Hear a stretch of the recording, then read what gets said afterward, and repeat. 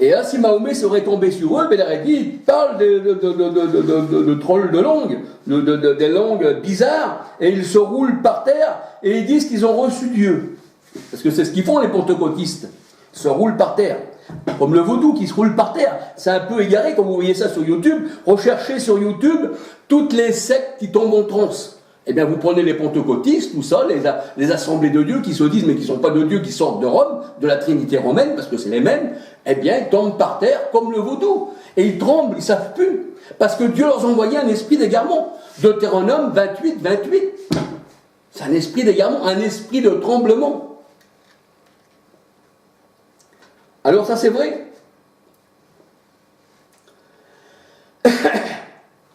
Alors, pour vous montrer que Dieu n'est pas, la Bible, pardon, les Écritures ne nous parlent pas d'adorer plusieurs dieux puis les idoles, que c'est les hommes qui disent ça. Un véritable chrétien n'adore pas d'idoles, et même Dieu, la parole de Dieu nous dit que le Seigneur a dit, si tu adores les idoles, alors je tournerai ma face de toi, je te mettrai à part, je t'ôterai de devant ma vue, je te mettrai dans les ténèbres. Et le Seigneur, il ne veut pas ça, il ne veut pas qu'on adore les idoles. Parce que Dieu, c'est un Dieu jaloux. Il ne donne pas son honneur aux idoles. Ben non. Et une idole, pourtant, c'est un bout de bois, elle ne peut rien faire. Et même la parole de Dieu, elle dit que l'idole n'est rien. Elle a des yeux, elle ne voit rien, les oreilles, elle n'entend pas, une bouche qui ne parle pas. Et le Seigneur, il dit, elle est morte. Elle n'a pas de vie en elle. Mais toi non plus. Parce que tu n'as pas l'intelligence de dire, c'est moi qui l'a fait, et c'est devant un morceau de bois que mes mains ont fabriqué, eh bien, que je me prosterne. Voyez-vous ? Alors, je vais vous donner, eh bien, quelques versets. Si vous voulez les lire, si vous avez le temps, vous savez, des fois les gens, ils ont le temps, ils n'ont rien à faire la journée, bien, ils prennent la Bible et ils regardent si c'est exact, un peu comme les Juifs de Bérée, qu'on leur expliquait la parole de Dieu au temps des apôtres, ils regardaient pour voir si c'était exact ce qu'on leur disait, parce qu'ils ne voulaient pas être trompés par les hommes. Alors c'est vrai que le signe de croix, ça n'existe pas dans les Écritures. Jamais le Christ, il a dit qu'il faut faire ça. Ça se représente une pyramide. Ça représente l'Égypte, le tombeau, la pyramide. Voyez-vous ? La Trinité. Le pape, c'est un Égyptien. D'ailleurs, j'ai mis similitudes dans mes vidéos. Vous regardez, j'ai fait les comparaisons, similitudes dans mes vidéos, et vous allez voir. Alors, le Seigneur, il dit, tu ne mettras rien. Ça, c'était encore... Quand il y avait le temple de Jérusalem, eh bien, là, le Seigneur, il dit, tu ne mettras aucun objet de bois dans la maison du Seigneur. Deutéronome 16, versets 21-22. Deutéronome 16, versets 21-22. Et là, je vous donne les versets du Nouveau Testament où Dieu dit, et de l'Ancien Testament où Dieu dit, tu ne te feras pas d'idole. Mais je vous donne que quelques versets, je ne peux pas tout vous donner, parce que la Bible, l'Ancien et le Nouveau Testament, eh bien, est rempli de versets qui avertissent de ne pas faire d'idole. Celui qui lit la Bible et qui ne tombe pas dessus, eh bien, c'est vraiment un ignorant. Alors, je vais vous donner 1 Thessaloniciens 1, verset 9. 1 Thessaloniciens 1, verset 9. 1 Corinthiens 10, verset 7. 2 Corinthiens 6, verset 16. Deutéronome 4, verset 15 à 20. Actes 17, verset 23 à 30. Ésaïe 44, verset 9 à 21. Ésaïe 45, verset 20 à 22. Ésaïe 46, verset 5 à 12. Ésaïe, toujours, le prophète Ésaïe, l'Ancien Testament. Ésaïe 42, verset 17. Ézéchiel, Ancien Testament encore. 14, verset 3-4. Ézéchiel 14, verset 3-4. Dans le livre de Daniel, dans l'Ancien Testament, Daniel 3, verset 12. Deutéronome 5, versets 7, 8, 9. Alors, Deutéronome 5, versets 7, 8, 9, nous dit, c'est Dieu qui parle, « Tu n'auras pas d'autre Dieu devant ma face. » Si on ne voit pas ça, c'est qu'on est aveugle, c'est qu'on n'a pas l'Esprit de Dieu. « Tu n'auras pas d'autre Dieu devant ma face. » Deutéronome 5, versets 7, 8, 9. Et il y a aussi Exode qui parle exactement de la même chose. Exode 20, versets 3 à 6. Exode 20, versets 3 à 6, 22, 23. Et vous savez, encore plus profondément, le Tout-Puissant ne veut même pas qu'on cite le nom d'une idole dans la Bible. Vous ne citerez pas le nom des idoles des dieux païens. Je ne veux même pas que vous prononciez le nom. Exode, verset 23, 13. Exode 23, 13. C'est vrai que Dieu est très exigeant.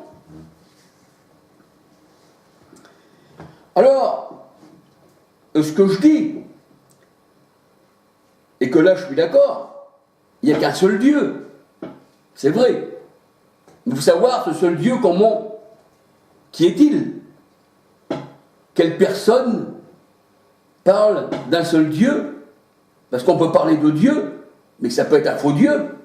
Et pourtant la parole, la personne dira « je crois en Dieu ». Mais alors de quel Dieu? Mais là je veux simplement parler, eh bien, qu'il n'y a qu'un seul Dieu simplement. Alors le psaume 115, versets 4 à 9, eh bien, nous parle qu'il n'y a qu'un seul Dieu, mais qu'il ne faut pas associer les idoles à Dieu.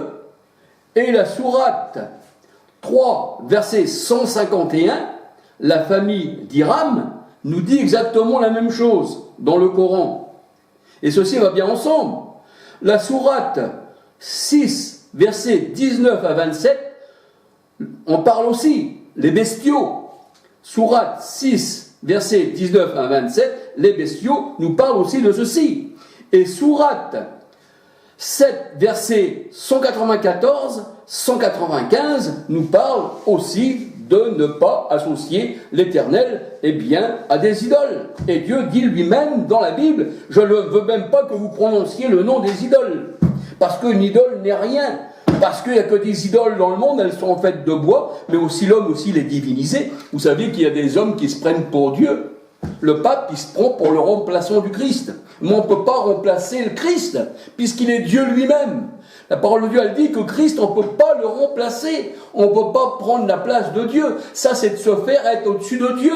C'est tout. La parole de Dieu, elle dit que l'homme, il veut être au-dessus de tout ce qui s'appelle Dieu. Et c'est ce qui fait le pape. Il se fait même porter. Mais Jésus s'est jamais fait porter. Jésus a donné sa vie pour ses brebis, qui est ses enfants, qui est ses élus. Parce qu'il dit qu'il est le bon berger. Et il considère ses enfants comme des brebis. Et nous savons que des brebis, ben, c'est doux. Et le Seigneur, il dit qu'il est doux et humble de cœur. Et qu'il donne sa vie pour ses brebis. Et le Seigneur a dit, j'ai même voulu donner ma vie pour le monde, mais le monde m'a rejeté.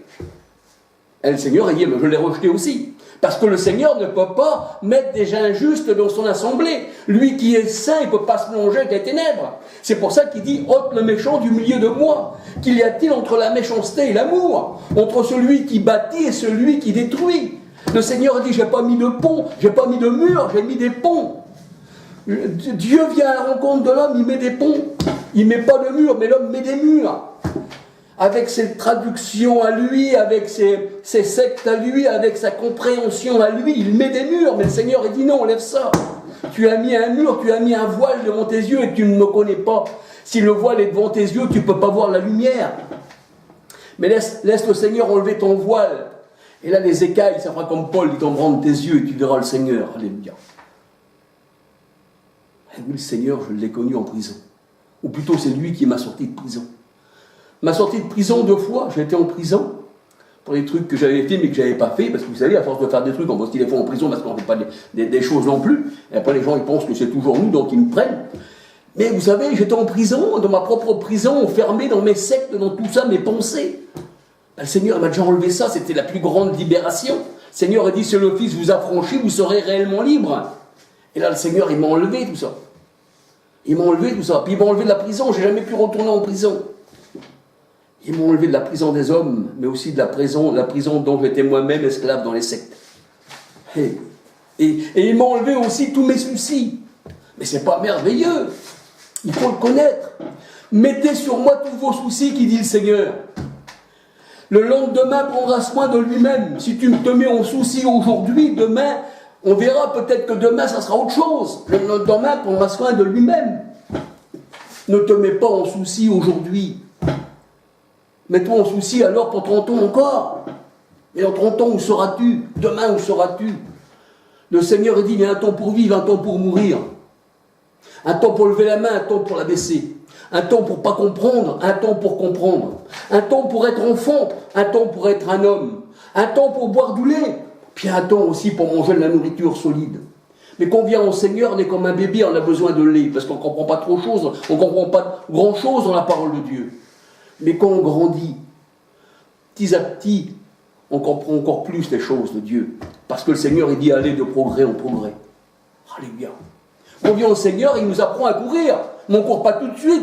Il faut déjà premièrement qu'on grandisse. C'est ce que nous dit Paul dans la parole de Dieu. Venez à moi comme des petits enfants. Ne vous confiez pas en vous, que si vous vous confiez en vous, vous allez vous confier dans votre choix, vous allez être perdu.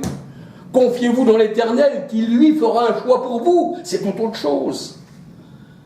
Alléluia. Vous saviez combien le Saint-Livre peut changer un homme, peut changer une femme, peut changer une famille. Eh oui. Paul, c'était un assassin. Acte 9. Il dit, j'agissais par ignorance. Je ne savais pas que Dieu était amour. Et je ne savais pas que cet amour de Dieu, eh bien, serait dans mon cœur. Il a changé ma vie. Il a changé mon destin. J'étais parti sur la mort. Il m'a arraché de la mort. J'étais parti dans mon choix. Il m'a arraché de mon choix. Parce que Paul était pharisien. Et Christ l'a arraché sur le chemin de Damas, dans Acte 9 dans la Bible. Lisez Acte 9, 1 et tout le chapitre. Et vous allez voir ce qui est arrivé, eh bien, à Paul. Et si ce qui est arrivé à Paul peut vous arriver à vous, comme ça m'arrivait à moi, comme ça arrivait aussi à certains de mes enfants, et que ça arrivait aussi à certains de mes amis. Pourquoi? Parce que Dieu, alléluia, il n'est pas mort notre Dieu. Il vit au siècle des siècles, c'est lui qui donne la vie. Alléluia. Et c'est pour ça que je vais en parler. C'est pour ça que je vais en parler à mes frères musulmans, à mes amis musulmans, je vais en parler. Je vais en parler à tous ceux qui auront des oreilles pour écouter. Mais là, cette vidéo n'est pas non plus que pour eux. Bien que je veux que ce soit aussi pour eux. Mais tous ceux qui l'écoutent soient touchés par cette parole. Qu'ils soient de toute nationalité. Parce que Jésus a dit dans sa parole qu'il faut faire, et c'est déjà fait, il l'a fait quand il est venu, eh bien que toutes les nations soient ses disciples. Et il dit de toutes ces nations-là, vous savez, Dieu a fait l'homme de toute race. Vous avez les Noirs, sont pour cela autant que je suis contre les Noirs, parce que c'est le choix de Dieu, sinon je serais contre Dieu qui a fait l'homme noir. Il m'a fait blanc. Le noir, il pourrait dire, pourquoi que t'es blanc, moi je suis noir. Et il y a l'homme jaune, quand ils sont qu'il soit tout à fait jaune. Mais vous savez, quand Dieu prend et qu'il rassemble tous ces hommes et ces femmes, ça fait le bouquet de Dieu, ça fait l'arc-en-ciel. Et le Seigneur dit, je mettrai mon alliance dans l'arc-en-ciel. C'est-à-dire dans tout ce qui est, eh bien, dans ce bouquet qui sont bons d'une parfaite odeur, dit le Seigneur. Alléluia. Donc c'est vrai, quand on connaît le Seigneur, ce n'est plus connaître, eh bien, le Seigneur à la manière de ceux qui disent qu'ils le connaissent, mais qu'en réalité ce sont des assassins, des meurtriers et des idolâtres. Et qui font la pédophilie, et qui se mettent à genoux devant une croix, et qui se mettent à genoux, eh bien, devant l'argent, parce que le Vatican, ça veut dire serpent de vin, et le Vatican, c'est une richesse incroyable, incroyable. La couronne du pape pourrait nourrir je ne sais pas combien de personnes, et il dit, donnez pour nos pauvres. Eh oui, mais les pauvres ne voient jamais rien, tandis que lui voit beaucoup de choses, vous comprenez? Je ne critique pas, mais je dis ce qui est. C'est comme ça, l'homme de Dieu doit parler. Alléluia. Donc, voyez-vous, là, le Seigneur, il dit qu'il ne donne pas sa gloire à un autre.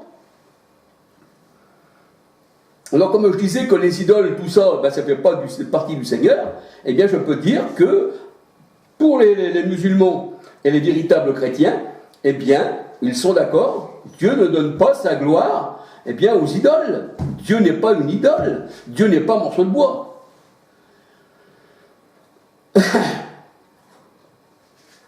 Et bien que, il faut le dire, parce que c'est ma conviction, et je ne dis pas ça pour blesser, parce que comme je vous dis, vous pouvez aussi me critiquer, mais je parle.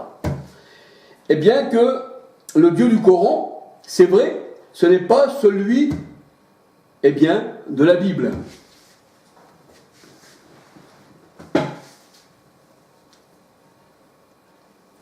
Parce que si le Dieu du Coran était celui de la Bible serait identique au Coran. Parce qu'il ne pourrait pas y avoir deux versions différentes et deux enseignements différents. Voyez-vous? C'est pour ça que je dis ça. Parce que si le Dieu de la Bible était celui du Coran, et le Dieu du Coran était celui de la Bible, Dieu ne pourrait pas se contredire dans le Coran, mais il ne pourrait pas se contredire dans la Bible. Les deux iraient ensemble, le Coran et la Bible. Donc le Dieu du Coran n'est pas le Dieu de la Bible. Voyez-vous? Il n'y a qu'une parole. C'est ce que dit la parole de Dieu. Mais je ne veux pas frusquer ceux qui sont musulmans. Loin de là. C'est simplement un partage. Vous avez le droit de dire ce que vous voulez sur ma personne. Comme je vous dis, le Seigneur a dit, quand vous êtes insulté pour mon nom, alors heureux serez-vous. Voyez-vous? Mais c'est simplement un partage. Et c'est vrai qu'il ne peut pas y avoir deux versions différentes de la parole de Dieu. Dieu ne peut pas parler d'une manière différente dans le Coran et qui parlerait d'une autre manière différente dans la Bible. Il serait en contradiction avec lui-même. Et vous savez que Allah, c'est ce que j'ai entendu, hein, je ne le certifie pas à 100%, ce que j'ai entendu, mais des fois ce qu'on entend, ce n'est pas toujours la vérité, mais c'est ce que je vous dis. Mais il y a plusieurs personnes qui me l'ont dit, et je me suis renseigné un peu partout. Eh bien, Allah, ça veut dire le Dieu de la Lune. Et le Dieu de la Lune a pour symbole un croissant de lune. Un croissant de lune. Allah est le Dieu de la Lune, d'après certaines personnes.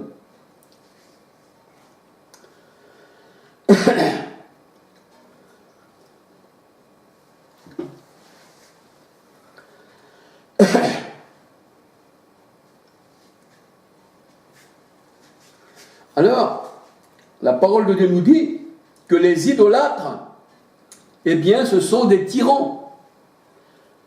Ils sont contre Dieu, puisque Dieu dit ne fais pas d'idole, et ils le font. Jude 1,14. Jude 1,14. Et le Coran aussi l'affirme, que les idolâtres, ils ne sont pas de Dieu. Sourate 5, versets 81-82. La table assis. Sourate 5, versets 81-82. La table assis. Mais qui est idolâtre? Quelqu'un qui se met à genoux devant une statue, qui est un idolâtre? Oui, bien sûr. Mais celui qui aime l'argent, mieux que son Dieu, est un idolâtre. Il se prosterne. Il va même donner sa vie pour l'argent. Il se met à genoux devant les hommes pour l'argent. C'est un idolâtre. Un footballeur qui aime le ballon, qui fait passer sa vie pour ça, avant le Seigneur, c'est un idolâtre. Tu aimes ta maison plus que Dieu, tu es un idolâtre. Voyez-vous, les idolâtres, ce n'est pas simplement quelqu'un qui se met à genoux devant une idole. Un idolâtre, c'est quelqu'un, eh bien, qui fait passer les choses de Dieu, qui consacre plus les choses de Dieu, qui consacre plus les choses du monde que les choses de Dieu. Il se mettra à genoux devant les choses du monde, il se mettra devant les hommes pour gagner le monde. Mais le Seigneur, en sa parole, il dit, tu es venu au monde nu, tu repartiras nu. On n'a jamais vu un chef de ce monde emmener la richesse de ce monde avec lui. Vous voyez le château de Versailles? Vous voyez le château de Versailles? Eh bien, il y a eu un roi dans le château de Versailles. Il a passé un temps dans le château de Versailles. Il s'est assis dans les fauteuils, c'était du luxe. Il a profité de ce luxe. Et un jour, sans le savoir, parce que la vie ne nous appartient pas, le Seigneur dit un temps pour vivre, un temps pour mourir. Le Seigneur fait vivre, mais il fait mourir, ça vient toujours du Tout-Puissant. Un jour, ce roi, dans le château de Versailles, il a abandonné sa richesse. Tu es venu au monde nu, tu repartiras nu, dit le Seigneur. Que donneras-tu en échange de ton âme? En échange de ton âme, eh bien, le Seigneur dit, viens à moi. C'est ça que je veux, et je sauverai ton âme. Parce que la richesse du monde n'a jamais sauvé un homme. Même le plus riche du monde. Nous voyons même qu'il y a des gens qui ont de l'argent qui se jettent par les fenêtres parce qu'ils sont fatigués du monde. Il leur manque quelque chose dans la vie, mais ils n'ont pas le véritable trésor qui est Dieu. Dieu est mon trésor. Le Seigneur dit, là où est ton cœur, là aussi sera ton trésor. Et c'est du cœur, vous savez, que la bouche parle. Si ton cœur est méchant, ça se ressentira par ta bouche. Si ton cœur est bon, ça se ressentira par ta bouche. Il y en a qui disent, moi je veux croire, je veux voir pour croire. Alors je vais vous dire quelque chose. Quand je vous parle, vous ne voyez pas la parole arriver à votre oreille. Vous ne la voyez pas. Mais cette parole, elle peut vous faire du bien, mais elle peut aussi vous faire du mal, et pourtant vous ne l'avez pas vu. On a un nez, on respire, on peut dire, malgré qu'on ne voit rien, ça sent bon et ça sent mauvais. On n'a pas besoin de voir pour croire. Ah, j'ai mal. J'ai pas besoin de voir le mal pour savoir que j'ai mal. L'autre il dit, ben je ne vois pas ton mal, tu ne dois pas souffrir. Mais si, je souffre, mais comme tu ne le vois pas. Et vous? Alors c'est ce que dit le Seigneur. Là où est ton trésor, là aussi sera ton cœur. Si ton trésor est dans le monde, tu repartiras avec le monde. Parce que le Seigneur a vaincu le monde. Le Seigneur dit, si tu mets ta confiance dans moi, tu ne périras jamais. Parce que comme Dieu est éternel, il n'a pas commencement de jour et fin de vie, le Seigneur a dit, celui qui s'attache à moi, lui aussi deviendra éternel avec moi. C'est pour ça que c'est ça le mariage avec Dieu. Mais un mariage spirituel, pas un mariage comme si on se mariait avec une femme, non. Mariage, ça veut dire marier, mélanger.